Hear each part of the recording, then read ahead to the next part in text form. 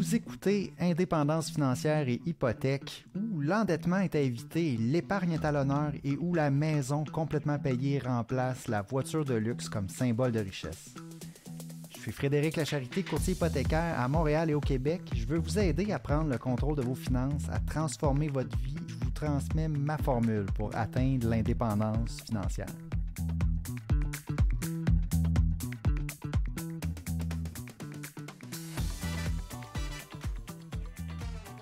Épisode numéro 95.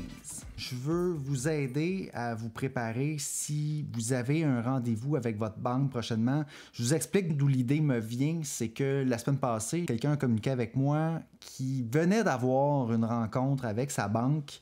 Et puis là, la personne avait écouté mes podcasts et voulait me parler parce qu'elle se rendait compte qu'il lui manquait un peu d'informations sur les hypothèques. De ce que je chantais, la personne s'était faite bombarder d'informations par son conseiller et tout ça s'était passé très rapidement.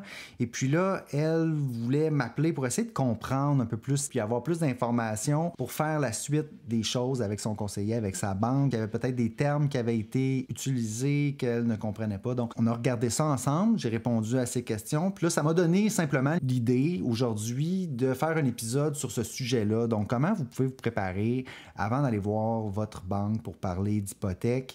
Évidemment, quand vient le temps de parler d'hypothèque, vous avez le choix. Vous pouvez aller voir directement votre banque ou vous pouvez aller voir un courtier hypothécaire. Les deux situations sont un peu différentes. Le courtier hypothécaire, lui, c'est un intermédiaire entre les prêteurs, entre l'emprunteur. Mais aussi, peut-être qu'on a le goût juste de faire affaire directement avec notre banque. Puis la différence à ce moment-là, c'est qu'on va parler souvent à quelqu'un qui a beaucoup plus de clients. Les représentants dans les banques, les conseillers dans les banques, eux, ont des rendez-vous un après l'autre et ils ont un temps défini à vous accorder, tandis que les courtiers hypothécaires sont travailleurs autonomes, indépendants. Eux, souvent, vont avoir moins de clients, plus de temps à vous accorder. Ils vont pouvoir faire le suivi aussi par courriel, par téléphone. Moi, c'est ce que j'aime faire en tant que courtier hypothécaire, c'est de prendre vraiment le temps, m'assurer que la personne comprend l'information, comprend l'hypothèque, répondre correctement à ses questions. Mais là, aujourd'hui, dans l'épisode, le podcast, peut-être que vous n'avez pas besoin de m'appeler, vous voulez faire directement affaire avec votre banque, donc vous préparez à votre rendez-vous. On va y aller avec cinq étapes. Hein? Ça revient souvent, ça, dans le podcast, 5 étapes. Mais là, il ne faut pas se mélanger avec les 5 étapes pour l'indépendance financière. C'est pas de ça qu'il est question. On va parler de 5 étapes pour se préparer à son rendez-vous avec sa banque pour parler de son hypothèque. Première étape, on va d'abord regarder nos documents. On va s'assurer qu'on est au courant de nos chiffres selon nos documents parce que, aussitôt qu'on va aller parler d'hypothèque avec sa banque, c'est possible qu'il y ait une question de qualification. Hein? Les prêteurs, les banques ont des réglementations à respecter lorsqu'ils vont donner du financement hypothécaire à leurs clients. Ils doivent respecter les normes, les règlements du bureau du surintendant, surtout par rapport aux revenus et à l'endettement. OK? Donc là, les chiffres qu'il faut avoir en main, ou en tout cas qu'on devrait avoir pas trop loin, ce sont nos revenus annuels courants, et puis nos revenus peut-être des 2 dernières années, dépendamment de notre situation, si on est salarié, si on est travailleur autonome. Mais c'est toujours bon, la banque, les prêteurs vont vouloir savoir combien qu'on a fait l'année précédente, puis même combien qu'on a fait l'année d'avant, ce qui a été déclaré sur nos relevés d'impôts. Hein? Les avis de cotisation, c'est important. Là, ça, c'est la preuve qu'on a payé l'impôt sur ces montants bruts de revenus-là. Puis c'est les montants bruts de revenus qui sont utilisés. Donc, d'avoir ces talons de paye, ces avis de cotisation, pas trop loin, ça peut être utile, OK? D'avoir ça en main, ou au moins d'avoir les chiffres avant son rendez-vous, c'est une bonne chose. Ensuite, nos relevés bancaires, bien là, si on va voir notre banque, puis que toutes nos affaires bancaires sont au même endroit, bien déjà, c'est facilitant. Peut-être que notre conseiller va déjà avoir ces choses-là en main. Ensuite, quand on va parler d'hypothèque, quand on va parler de qualification, on a besoin du bilan, dans le fond. On a besoin de savoir c'est quoi les actifs, c'est quoi les passifs. Quelle est la valeur nette? Est-ce qu'on parle avec quelqu'un qui n'a aucun actif, qui a juste des dettes, ou est-ce qu'on parle avec quelqu'un qui a 1 million de dollars en actifs, 500 000 dollars en dette? On veut connaître ça. En plus de connaître le revenu annuel, On va vouloir connaître aussi la situation financière. Donc, on a besoin de la liste des cartes de crédit, prêt auto, marge de crédit. Donc, ça, si c'est dans d'autres institutions financières, c'est une bonne idée d'avoir ces chiffres-là en tête.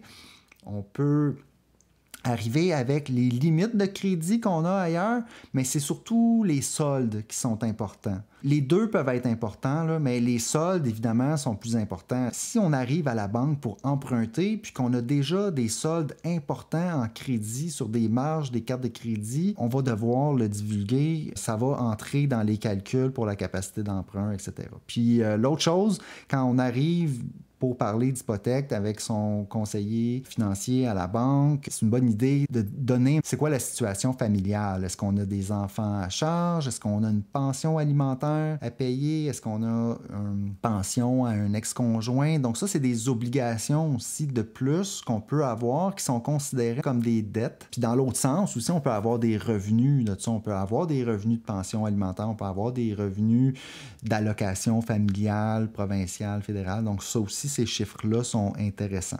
Ça, c'était pour l'étape numéro 1. Connaître ses chiffres, connaître ses revenus, son bilan, ses actifs financiers principalement. Si on a des choses de valeur, moi souvent je vais jusqu'aux voitures.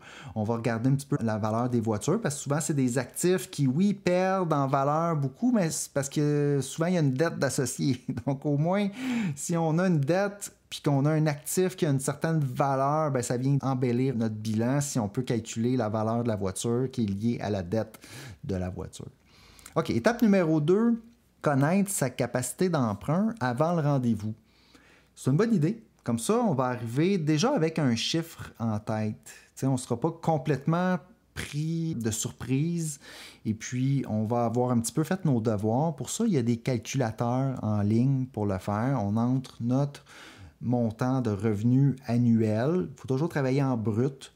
Et puis là, si on n'est pas certain si nos revenus se qualifient ou pas, on gardera ces questions-là pour notre rendez-vous, mais allons-y au meilleur de notre connaissance. On va mettre un revenu annuel brut dans le calculateur, on va mettre peut-être des paiements qu'on a en dette, puis le calculateur en ligne devrait être capable de nous donner rapidement une capacité d'emprunt hypothécaire.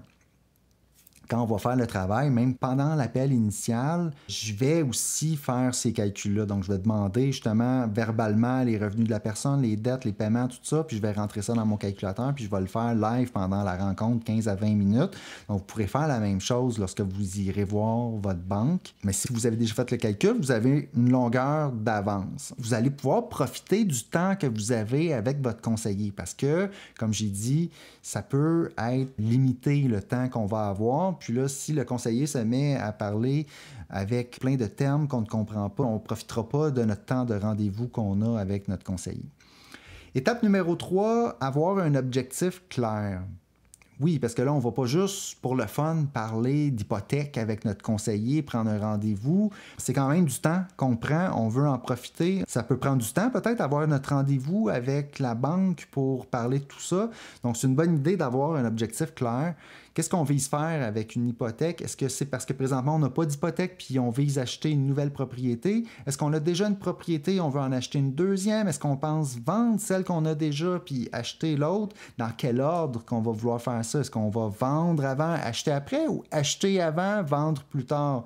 C'est bon d'avoir un objectif clair. C'est quoi le plan? C'est bien d'avoir ces informations-là en tête. Donc, est-ce que c'est un achat, un renouvellement, un refinancement? La différence entre un renouvellement et un renouvellement, c'est qu'on continue le prêt qu'on a commencé sur le même amortissement, tandis qu'un refinancement, on va chercher un montant supplémentaire pour peut-être investir, pour peut-être rénover. On va sortir un montant supplémentaire en refinancement. C'est différent, ce n'est pas le même type de transaction. Est-ce que tu veux des versements flexibles, prévoir des remboursements accélérés? Donc, on peut avoir ces questions-là aussi. Donc, avoir un objectif clair en tête. Ensuite, étape numéro... Là, on est déjà rendu à l'étape numéro 4. Hein? Étape numéro 2, c'était connaître sa capacité d'emprunt avant le rendez-vous. Étape numéro 3, c'était avoir un objectif clair. Qu'est-ce qu'on vise comme information qu'on va aller chercher de notre rendez-vous. Ensuite, c'est préparer des questions à poser. Exemple de question pourrait être: quelle est la pénalité si je rembourse avant le terme? Est-ce que l'hypothèque est transférable? Ça veut dire que si justement je vends et j'achète une nouvelle propriété, est-ce que je vais pouvoir continuer mon hypothèque? En général, la réponse, ça va être oui en passant. Ensuite, y a-t-il des frais cachés? La majorité des banques, là, il n'y a pas de frais cachés nécessairement. Est-ce que c'est une garantie collatérale ou conventionnelle par rapport à notre hypothèque? Donc ça peut être intéressant si vous êtes curieux de connaître ces détails-là, puis d'arriver préparé avec des questions à poser à votre rendez-vous. Okay? Donc ça, c'était l'étape numéro 4, se préparer pour des questions à poser. Étape numéro 5, ici, on dit magasiner. On n'est pas obligé de prendre une décision tout de suite, puis de lancer la machine. On peut dire à notre conseiller: OK, je vais y penser.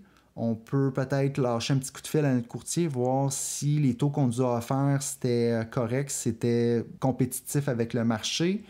On peut aller voir une autre banque si on est ouvert à changer nos affaires bancaires de place, qu'on a du temps, puis qu'on veut faire cet exercice-là. On peut aller faire ça si on veut. Rien ne t'oblige à signer sur le champ. Normalement, on va pouvoir rester en contact avec son conseiller par courriel, puis confirmer tout ça. Peut-être que votre conseiller va vous dire: OK, je vais vous rappeler dans tant de jours. Vous me direz à ce moment-là si vous voulez aller de l'avant. Si on dit la loyauté à ta banque, c'est beau, mais elle ne te fera pas de cadeau juste parce que tu souris. Bon, parfois, vous savez, les banques ont des politiques qui partent d'en haut.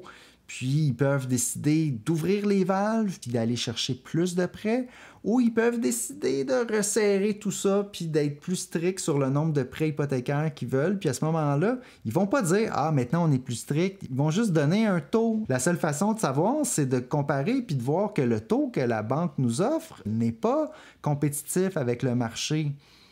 La banque ne va pas dire: ouais, en ce moment, on n'est pas super bon, on ne veut pas vraiment prendre de nouvelles hypothèques. Donc, il faut regarder le taux, puis juste vérifier que, OK, on a quelque chose qui est correct, parce que, bien évidemment, qu'il pourrait y avoir des économies à faire si présentement notre banque n'est pas ouverte à nous donner un bon taux d'intérêt ou des bonnes conditions. Puis ensuite, moi, évidemment, ce que j'aime beaucoup lorsque je vais parler d'hypothèque avec mes clients, c'est mettre l'importance sur les privilèges de remboursement anticipé. Entre 10 et 20 % du solde du prêt initial pour un prêt amorti. On a le droit à chaque année d'aller rembourser ça sans pénalité. Et puis, dès qu'on rembourse un prêt, on ne paye plus l'intérêt sur la partie qu'on vient de rembourser. L'intérêt est calculé quotidiennement sur le solde du prêt. Donc, dès lors, vous économisez de l'intérêt dès qu'on rembourse plus rapidement, soit en faisant un paiement spécial qui va complètement sur le capital de notre prêt, ou si on décide d'augmenter le paiement, la partie du paiement qui est augmentée, tout ça va à rembourser le prêt, et puis dès le mois suivant, on va payer moins d'intérêt. C'est comme ça que ça fonctionne. C'est comme ça qu'on finit par payer notre hypothèque plus rapidement. Voilà, c'était 5 petites étapes pour vous préparer à rencontrer votre conseiller financier, parler d'hypothèque avec votre banque. J'aimerais donc maintenant vous poser une question.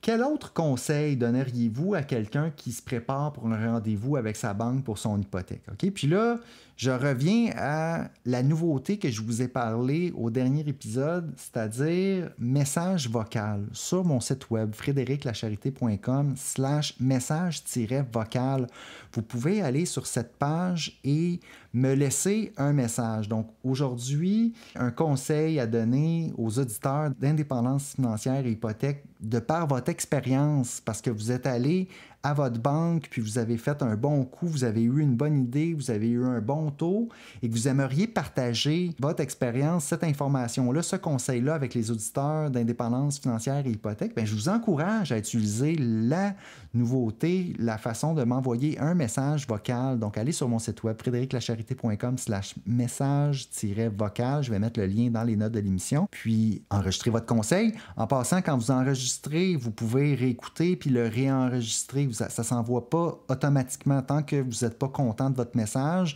Vous pouvez le réécouter, le réenregistrer.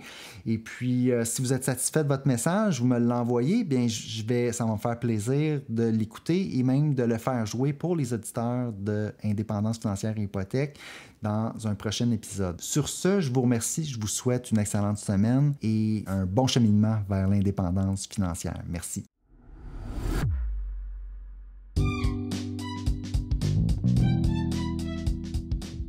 vous avez apprécié l'émission, je vous invite à vous abonner.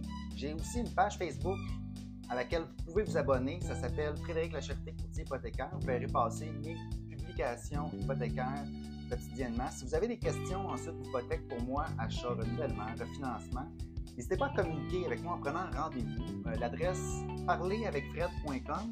C'est un site, ça va vous mener directement sur mon calendrier. Vous pouvez choisir la date, l'heure, choisir le moment qui vous convient pour prendre rendez-vous. Ensuite, par courriel à hypothèque au pluriel, donc hypothèque avec un S, à commercial frédériclacherté.com. Téléphone 514-243-8994. Toutes ces infos-là sont disponibles dans les notes de l'émission. Puis ça me fera plaisir de parler d'indépendance financière et d'hypothèque avec vous.